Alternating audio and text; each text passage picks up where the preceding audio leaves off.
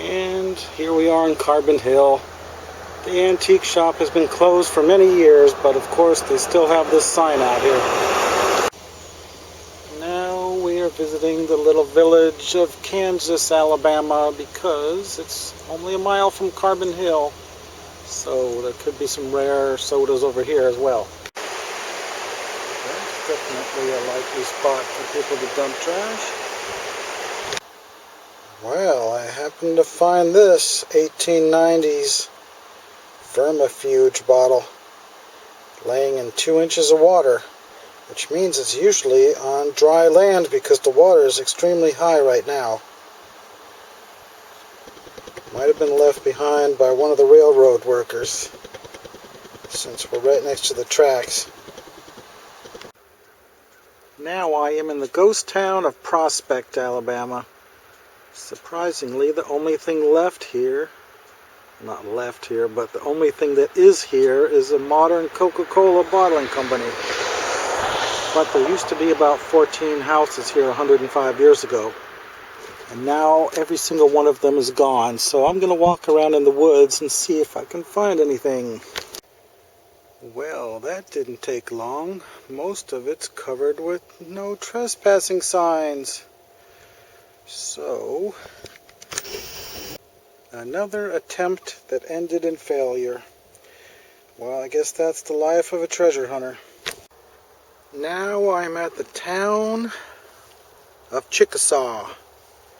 It's a ghost town. There's nothing at all here anymore. There was a number of houses scattered around in here 100 years ago or more. Somehow I was in the wrong place. Look what that sign says. Chickasaw Cemetery, 1890. We're about a third of a mile off course from what I had figured originally. So let's check this area.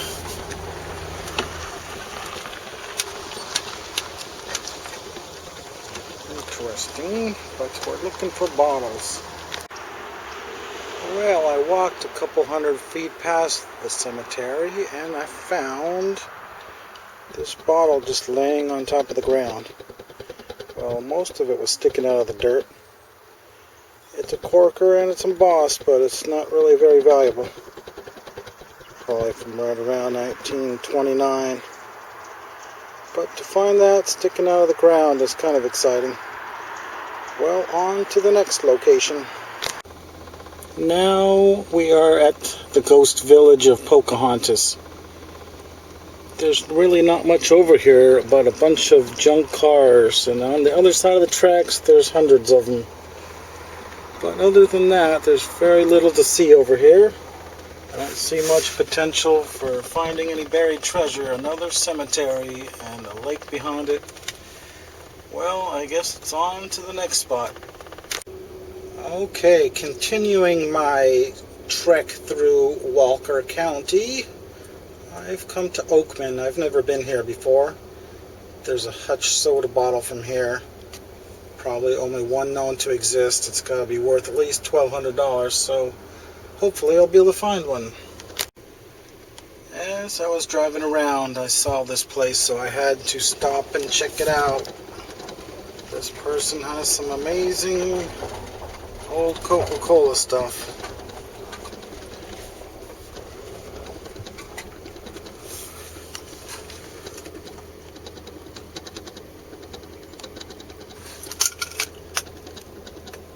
Yeah, it doesn't look like he's open for business right at the moment, though.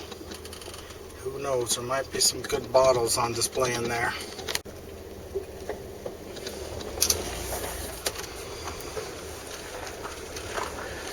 You gotta love that one.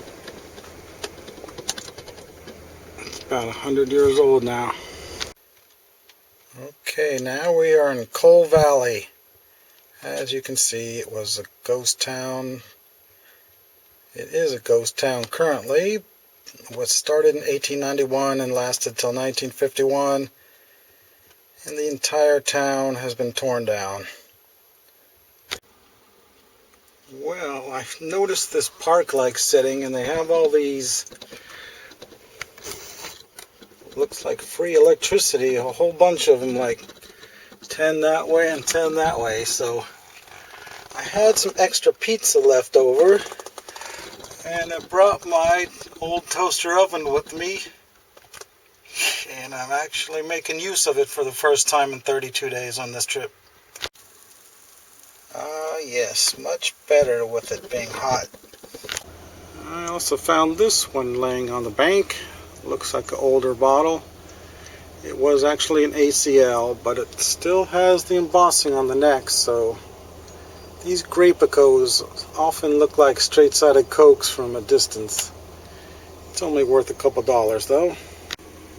And then I found this Mountain Dew, even though it's not really an antique.